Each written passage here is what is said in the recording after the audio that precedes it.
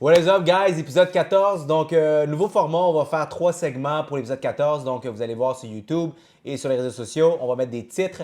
On va y aller pour 3 sujets, 10 minutes chacun. Comme ça, vous allez avoir plus de facilité à retrouver les émissions. Donc, épisode 14, sujet 1. What's up, Didi? What's up, The Max? What's up, What brothers? up? Yes. Pourquoi t'as Raptors sur ton chat? Parce que comme on l'a dit la dernière fois, Diego et moi, on est des grands fans de Raptors, contrairement à toi, Merci. traître. Ouais, grand fan. Ah, traître. quand même. Traître. Vous vous rappelez quand on était allés ensemble voir Cleveland battre Raptors? Je m'en Ouais. rappelle pas. Ouais. On a vu Jamie Foxx aussi. On a vu Jamie Foxx. Pas toi avec Jamie Foxx. Shout out à Jamie Foxx. Il est petit, hein? Ah ouais, il est petit. Ouais, moi aussi. So, guys, sujet numéro 1, on va débuter avec Chaud. What time? Dame time. Time. L'heure- So, je vais laisser Diego commencer parce que Diego, il était chaud sur ce trade-là. Le Il trade, voulait pas. il s'est finalement fait. Il est allé dans une équipe que personne ne s'attendait, en fait, avec les Bucks. Je vais laisser Diego couvrir un peu sa théorie, comment il voit ça. Puis on va faire le tour. Puis après ça, juste aussi après le second round, on va parler de est-ce que c'est assez pour gagner? Ou est-ce que c'est pas assez? Qu'est-ce qui sont vos nouvelles Ben, prédictions? bro, Puis etc. premièrement, c'est assez, c'est sûr. OK, so, you start. Let's OK. go. Premièrement, leur nouveau nickname, c'est Freak Time. OK? OK, Ah, OK. Voilà, Free time, OK. FT, free throw, il va tout manquer. Ben ça, je sais pas. Yannis, je sais pas s'il a travaillé ses futurs, mais honnêtement, je pense que c'est la meilleure chose qui pouvait arriver pour Giannis et pour Damian Lillard parce que c'est Ouais. deux joueurs qui sont...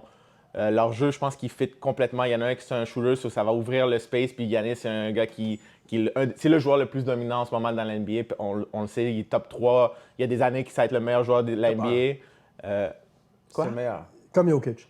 Jokic, Ouais. en ce moment, c'est Jokic, Moi, je prends. Embiid Moi, je ou prends Giannis. Giannis avant Ben, c'est ça exactement. So, peu importe ton style de jeu, qu'est-ce que tu aimes le plus, ces trois noms-là, c'est qu'est-ce qui sort le plus souvent.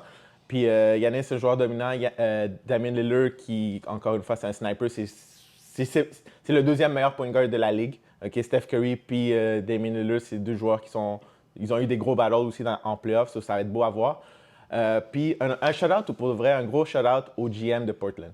Okay? Parce qu'au GM de Portland, toute l'été, nous, on est comme c'est quand qui va se passer. Puis on suit beaucoup les nouvelles. Puis dans tous les TV shows qu'on regarde, c'est toujours Lillard. Puis pourquoi ils n'acceptent pas le trade avec Miami, pourquoi ils n'acceptent pas avec le trade avec Miami. Mais là, tu regardes ça avec du recul. Puis ils ont eu beaucoup plus que qu'est-ce que Miami aurait pu leur offrir. So, shout out au GM de Portland qui s'est pas fait. Il n'a pas pris une décision sous la pression des médias, sous la pression de Damian Lillard. Il a fait qu'est-ce qui était meilleur pour l'équipe. Puis je pense que Portland sort de ce trade-là gagnant parce que ils ont un meilleur centre avec Ayton. Ouais. Ils ont eu Drew Holiday, un super bon joueur, qu'après ça, ils ont échangé. Puis qu'ils ont maintenant en échange Malcolm Brogdon et c'est Beaucoup qui? de round pick. Puis beaucoup de round pick. Ouais. First. So that's pour le GM. Puis ça fait que maintenant aussi les Milwaukee Bucks ils deviennent selon moi l'équipe favorite pour gagner le championnat. Après ça, s'ils vont le faire comme que Damian Lillard a dit dans le Media Day, c'est beau qu'on soit ensemble, mais après ça, ça veut rien dire. Le travail, il faut le faire quand même. Puis là, c'est à eux de gérer. Avant que je passe à Sahel, tu sais, un point aussi, c'est que ça fait du sens pour Portland parce que Portland s'alignait pour une reconstruction. C'est la raison pour laquelle Dame ne voulait pas rester là. Il était comme moi, je veux pas revivre une reconstruction. Quand ils ont drafté justement dans les draft picks cette année, il y avait le deuxième choix, je ne me trompe pas. Thompson, un des Thompson, Ouais, non? non, c'était. Scoot Henderson. Scoot Henderson, c'est ça. excuse, ouais. Quand il a pris Anderson, puis il l'avait dit, s'il prend Anderson, c'est sûr et certain que ça équivaut à reconstruction. S'il avait échangé le pick pour aller chercher d'autres stars, là, ça aurait été, on y va pour le championnat. Mais clairement, genre, l'image qu'ils ont donnée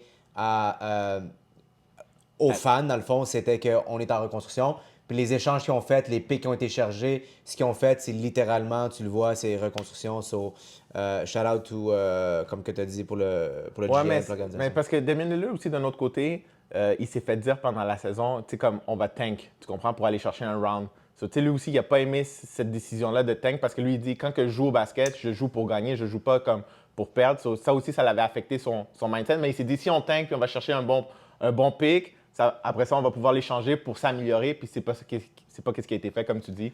Puis ça va- Quoique, il y avait. Sur ton point, rapidement, parce que ça va Ben, vite.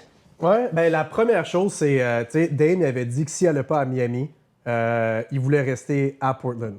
Ça, c'est une chose que le GM a dit qu'il voulait partir. Fait que je pense que c'était décidé, c'était Reconstruction Mode, everything. Puis pour les Bucks, honnêtement, je pense que ça les rend à un. C'est ça qui me manquait. S'ils closaient une game avec Drew Holiday, c'est qui le closer de la game? C'est un jeu d'équipe.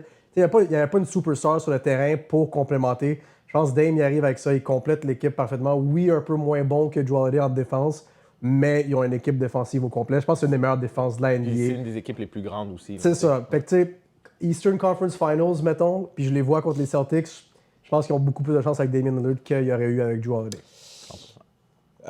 Définitivement, ça les improve. Comme que tu as si bien dit, un petit point négatif. Drew Holiday en défense versus Lillard, c'est pas la même chose. Mais ça compense. Ils ont quand même Jay Crowder. Ils ont quand même une très bonne défense. Et ils ont été chercher Cameron Payne en tant que backup. Aussi, ouais. T'as Payne qui était avec les Suns avant, qui est très, très, très, très bon aussi. Très actif. Oui, c'est un win. Ils ont improve. Personnellement, I'm not buying the stock, disant qu'ils vont gagner cette année. La raison pour laquelle, c'est... Quand on a vu des superstars joindre un autre superstar, combien de fois c'est arrivé qu'ils ont gagné la première année? Puis j'ai comme un feeling qu'avec les Bucks en ce moment, clock is ticking. Vous avez vu comment ils sont très rapides à faire des changements. Ils ont perdu first round, tac, nouveau coach. Giannis qui a littéralement dit « Je suis le seul qui s'entraîne ici ». Il a comme un peu ditch ses coéquipiers en disant que c'est lui qui s'entraînait le plus. Il a dit qu'il allait peut-être pas re-signer. Là, est-ce qu'ils ont racheté du temps en ayant Dame? S'ils perdent cette année, est-ce que Giannis va encore rester là ou est-ce qu'il va avoir encore de la chicane? Est-ce que Dame il va pas être là juste temporairement? Moi, je pense juste que dans l'histoire de la NBA, quand un superstar joue à un autre superstar, c'est très rare que la première année, ça gagne, ça prend un gem. LeBron ED, ça s'est pas fait la première année. LeBron, Dwayne Wade, ça s'est pas fait la première année. Le seul que c'est arrivé, c'est KD, mais il était rentré dans une équipe qui avait déjà gagné 62, genre 9, OK? Mais chaque fois, quand que O'Neal puis Bryant, chaque fois qu'il y a une star qui a été jointe à une autre star, que ça soit Harden, Irving, que ça soit Irving avec Luka, veut pas, il allait faire les séries. Là. Je veux dire, il était en position de faire les séries. C'est pas aussi facile que ce qu'on pense. Donc, moi, pour la seule et unique raison, j'y vois que dans l'NBA aujourd'hui, d'avoir une équipe unifiée, on l'a vu. Warriors, c'est la raison pour laquelle ils ont win autant de fois. C'était pas nécessairement les plus forts, mais ils étaient gem ensemble. Jokic puis les Nuggets, c'est exactement ça qui est arrivé. Ça a un énorme poids, puis je pense que Bucks, ils vont manquer à ce niveau-là. Que ce soit dans l'Est ou dans l'Ouest, je pense qu'ils vont pas réussir à make it, mais ils ont improve. Mais moi, pourquoi je pense le contraire de toi un petit peu, c'est que oui, c'est vrai, quand il y a des super teams qui sont construits, ça prend un peu de temps. Mais là, le problème, pas le problème, mais la différence avec les Bucks, c'est que les Bucks, c'est une équipe qui était championne il y a 3 ans. Tu comprends? Puis c'est pas mal la même équipe qui est là. C'est les mêmes joueurs. Le core, c'est le même. Chris Middleton, qui était second guy, que maintenant, ça va créer de la liberté parce que lui aussi, c'est un lethal player. C'est un shooter. C'est un gars qui est capable de créer sa shot. C'est un excellent shooter. So là, l'espace que Dame Lillard il va apporter, c'est comme... Dame Lillard, c'est comme jouer avec Steph Curry. C'est des gars qui ouvrent tellement l'espace parce qu'ils peuvent shooter de tellement loin que ton espace, ta création de jeu, après ça, elle s'ouvre pour tous les autres joueurs. Puis après ça, tu as Brook Lopez, tu as Bobby Portis Jr., Pat Connaughton. Tu comprends? C'est tous des joueurs qui sont solides, les Bucks. Je comprends. Lillard, il n'a pas gagné. Oublie pas que Bucks ont gagné il y a 3 ans, mais oublie pas que, guys, ça a été en match 7, puis c'était genre le 3 points qui avait le trop à Kevin Durant qui était sur la ligne, sinon c'était fini. Puis ils n'ont pas été dans des playoff run deep après ça. C'est pas comme si... Ils ont perdu en conférence de finale. C'est juste l'année passée. C'est juste l'année passée que les Miami les ont sortis. Il y a les blessures aussi qui vont venir. Anyways, comme j'ai pas dit qu'ils ont diminué, ils ont augmenté, I'm with you. Je fais juste pas buy le stock pour un championnat cette année. Puis moi, je pense que s'ils ne gagnent pas cette année, pour ma part, c'est pas un make or bust. Je vais pas dire « Ah, t'as vu, il a merdé. » Mais pour moi, c'est un final or bust. Moi, non. Pas cette année. Pas cette année. Il va y avoir des années de plus. Moi, je pense que la première année, quand tu as 2 superstars, been there, done that, moi, je leur laisse une chance. Mais est-ce que les fans, est-ce que les médias vont leur laisser une chance? Je pense pas. Je pense que si ils show up pas cette année, je pense que psychologiquement, ça pourrait faire très mal. Puis oublie pas que tu as dans ton backbone Giannis qui t'a menacé, qui va pas signer aussi. Là. Ben pour rajouter à Diego, par exemple, c'est un championship team qui rajoute Lillard qui est hungry pour un championship. Fait que je trouve que c'est la force qui va driver l'équipe toute la saison. C'est une motivation de plus. Giannis s'est entraîné toute l'été, puis c'est ça que je suis allé dessus. Puis t'amènes Lillard qui est là pour ça. T'sais. Anyways, guys, dans le 3e segment de ce podcast-ci, on va faire nos rankings. So, on va mettre ça sur la glace. On va parler du sujet numéro 2. Puis on va revenir avec le ranking, puis on va pouvoir y aller avec c'est quoi nos prédictions.